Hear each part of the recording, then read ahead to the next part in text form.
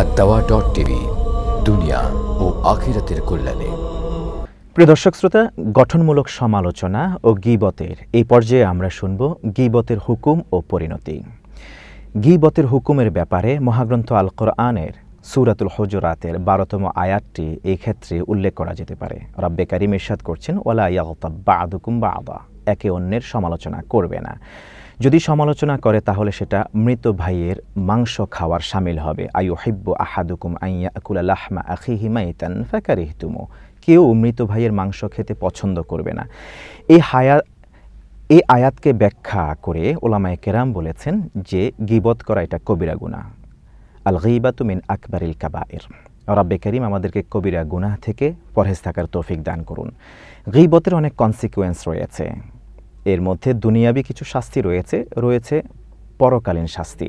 দুনিয়াবি শাস্তি হলো যেই ব্যক্তি অন্যের দোষ ত্রুটি অন্বেষণ করবে এবং কারো অন্যায়ের কথা, গোপন কথা অন্যের সাথে শেয়ার করবে। রব্বে কারীম যেই ব্যক্তি এরকম গীবত করবে তাকেও আল্লাহ তাআলা সবার সামনে লাঞ্ছিত করবেন, অপদস্থ অপমানিত করবেন, যা হাদিস থেকে আমরা জানতে পারি। গীবতকারীর শাস্তি হলো সাকার নামক জাহান্নাম। সূরাতুল মুদ্দাসসিরে 42, 43, 44 ও 45তম আয়াতে রব্বে কারীম স্পষ্ট ভাষায় তিনি ঘোষণা করেছেন কনসিকুয়েন্স অফ ব্যাকবাইটিং সংক্রান্ত বিষয়ে।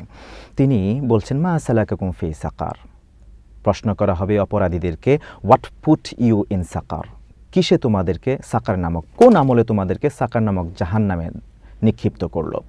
ক্বালু লাম নাকু মিনাল মুসাল্লিন, তারা জবাবে বলবে, we used not to pray, আমরা সালাত পড়তাম না। ওয়ালাম নাকু নুতঈমুল মিসকিন, we used not to feed the poor orphan, আমরা গরিবদেরকে আহার্য দিতাম না, মিসকিনকে খাবার দিতে পছন্দ করতাম না।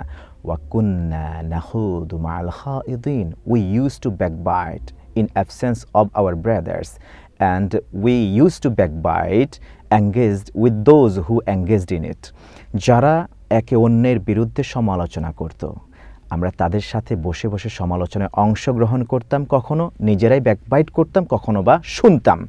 ওয়া কুন্না নুকাযযিবু বিয়াউমিদ্দিন, we used not to believe in the day of judgement, আমরা পরকালের দিবসে আমরা বিশ্বাস করতাম না। এই বড় চারটি কাজ হলো সাকার নামক জাহান্নামে নিক্ষিপ্ত হওয়ার অন্যতম কারণ। এর মধ্যে তৃতীয় বড় কারণ হচ্ছে ব্যাকবাইটিং করা।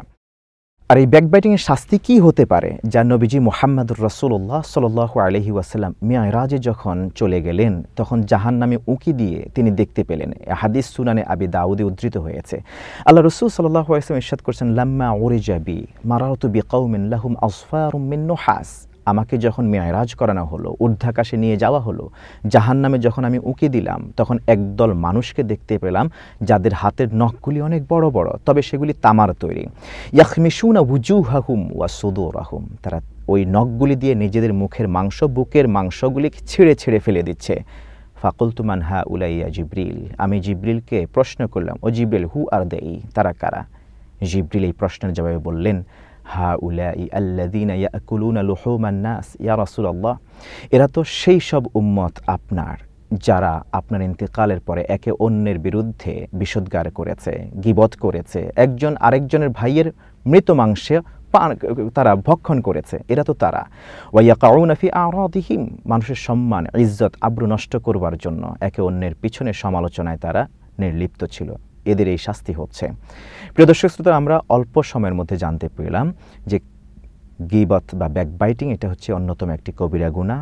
এই শাস্তি যারা এই ব্যাকবাইটিংয়ের সাথে নিজেরা লিপ্ত থাকবে, আল্লাহ তাআলা তাদেরকে লাঞ্ছিত করবেন এই পৃথিবীতে, এবং আখিরাতে রয়েছে তাদের জন্য চিরস্থায়ী স্থান জাহান্নাম, এবং জাহান্নামে তারা নিজেরা নিজেদেরকে শাস্তি দিবে, তাদের নিজেদের মুখের এবং বুকের মাংসকে তারা ছিঁড়ে ছিঁড়ে ফেলে দেবে। রব্বে কারীম আমাদেরকে এই ডেভাস্টেটিং মহামারী থেকে হেফাজত করুক, আমিন।